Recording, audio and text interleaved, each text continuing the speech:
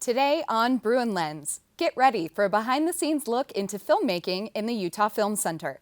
Their relocation to a newly built center aims to bring independent voices and the community together through film. And our conversation with the person behind it all, the executive director of the Utah Film Center. Bruin Lens starts now.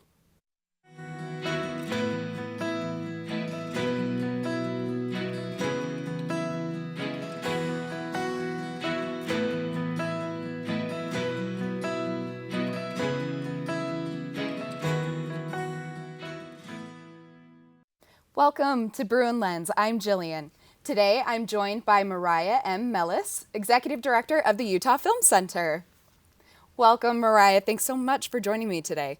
Thank you, Jillian. Thank you for having me. Absolutely. So let's get started. Congratulations on the grand opening of the Jerry Lynn White Dreyfus Building. Can you share what that journey was like leading up to the grand opening last May? It had recently been owned and operated by a vitamin company, and they did a lot of great work on it. But it wasn't a film center. And so we did some remodeling. It took about 9 months to do the remodeling. And we did. We worked right out of there during the entire time. But, you know, really the whole journey has been like 23 years. We started our organization in 2002, and we've been a pop-up location all of those years. And so this was such a joy for us to be able to envision what our home would look like and be able to work with the developer or the contractors and the designers to make it all happen. Absolutely. Well, so can you tell us about how this new location in the Marmalade District helps the mission of the Utah Film Center when compared to your previous pop-up lifestyle? Yeah, I think it's everything. I mean, having a physical location for people to know you by. For 23 years, people either knew us because they participated in our Kids Film Festival because they were the ages of 4 to 14, or they knew us because we had a small co-working space off of 300 South and 300 East.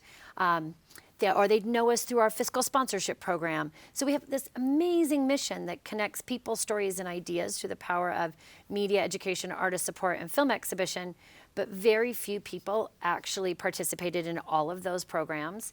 And I think it was really hard for people to wrap their head around the fact that we did all of those things and how did they work together. And the building literally and figuratively brought all of those things under one roof. And now the cross-pollination of those programs is visible every single day. That's really incredible.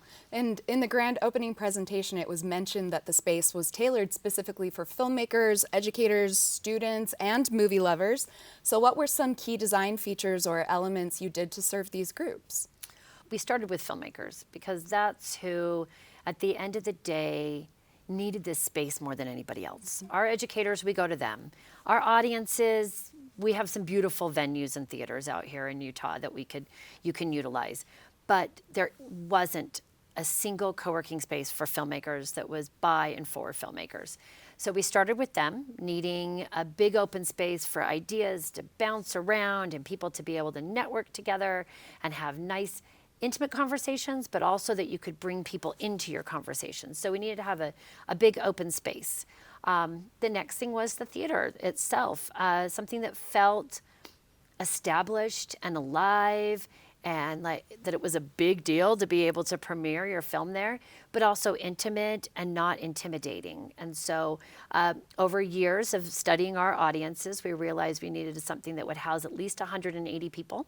That's our average attendance at films, and we built a beautiful screening room. It's not a black box because it's got lots of color in it, and it really feels like a place where people come together and watch films together, and it has 180 seats. So that was very thought out and customized. We wanted this to grow with our audience. So the flexibility in the building, it's very nimble. Every room has double duty.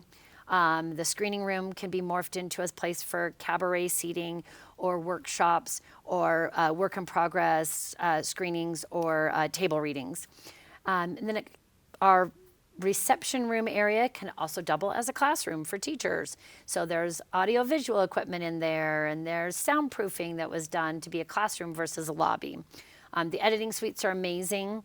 They've already been rented out quite a bit, and it's for people that to just be able to lock out the rest of the world, focus on their editing, but then it has a nice space for them to be able to bring a producer or director in and come and show their dailies. So every part of that building was based off of the needs of our community, and it needed to serve at least 2 needs for every part of our intersection of our community. And it's very collaborative, it sounds like, as well. Yeah, absolutely. Wow, that's really amazing. Well, what can you tell us about how the Utah Film Center supports independent filmmakers, particularly those from marginalized communities or underrepresented voices? Most people realize it costs a lot of money to make a movie.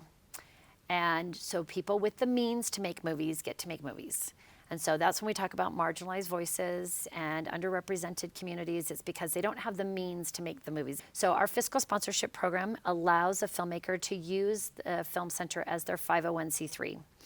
And a workshop that we're going to be doing this fall is a workshop on grant writing.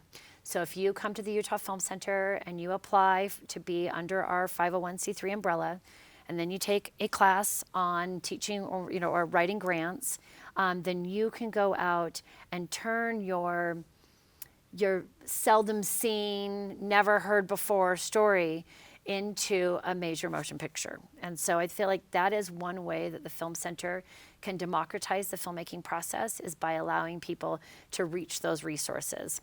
Another part of our programming that helps with that is our pitch competition. It's just about to start. It takes place in May, but leading up to it, we have a couple of workshops on how to put your pitch together. And I feel like that really helps those first-time filmmakers, the filmmakers that aren't really sure what their pitch is and how they want to tell their story, to learn how to do that, and then to be able to do that in practice in front of a panel of judges who will give them real-time feedback on whether or not the pitch is landing and how they could perfect that, I think helps out a lot. But every month, every day, every week, there's something that we're showing, and we really focus on stories that you wouldn't normally get to see. So tomorrow night's film is gender expansive short films.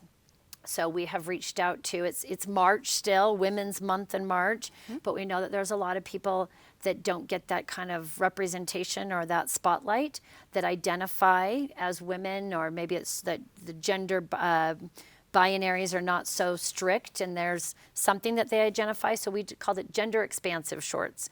And we'll be showing some amazing films by filmmakers that maybe just don't normally fit in a box. What incredible opportunities for our local film community. Well, and on that topic, can you share us what kind of role do you see the center playing for film students like any of us and recent graduates in Utah? And how does it help overcome challenges in filmmaking for new filmmakers specifically? Oh, absolutely. The old adage, oh, I know somebody and that person got me a job. I think it shouldn't be true. We should do a better job of recruiting out of our schools. We should do a better job of networking with the industry in our schools. I actually think Slick does a really good job of that, so good job, Bruins. But I think that a lot of people don't get that kind of networking.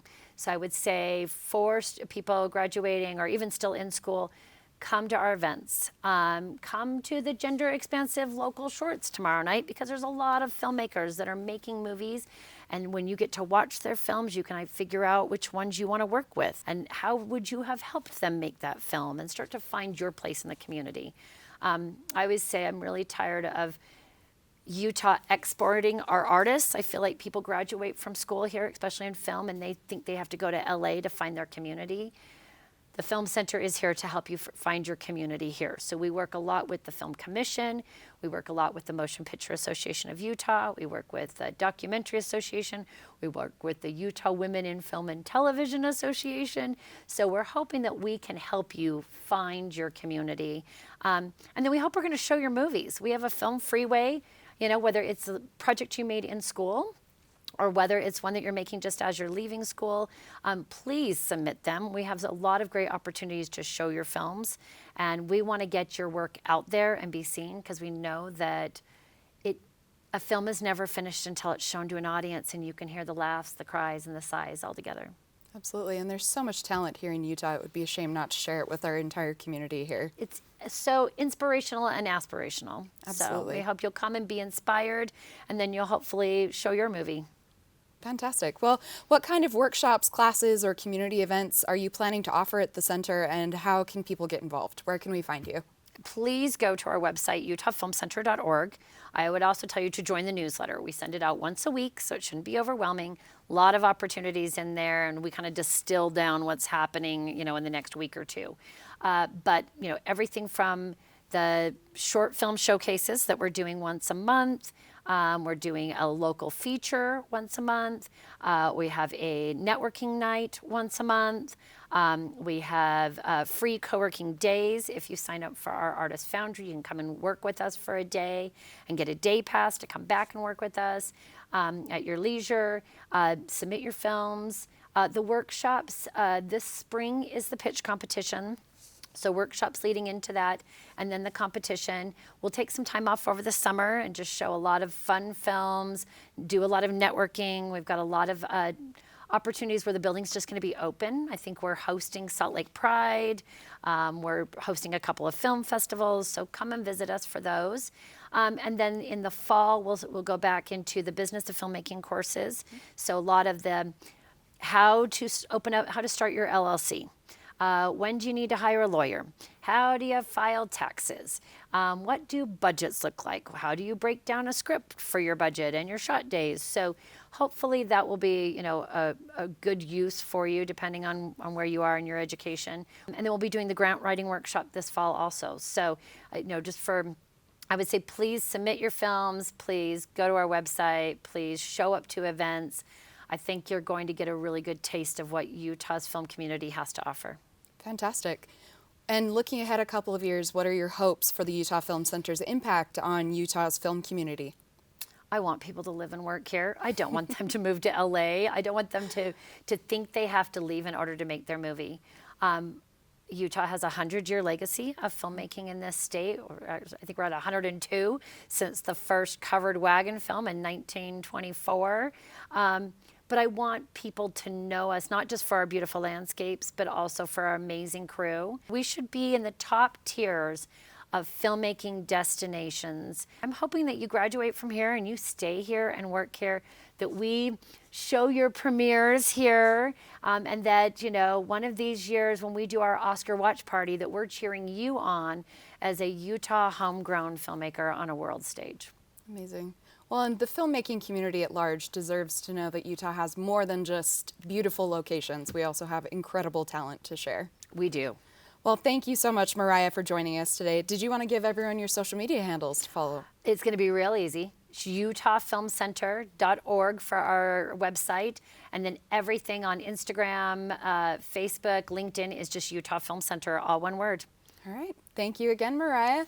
That's it for this episode of Bruin Lens. To watch this episode and past episodes of Bruin Lens, go to globeslcc.com or find us on facebook.com/slccsmc or find us on YouTube, X, and Instagram at slccsmc.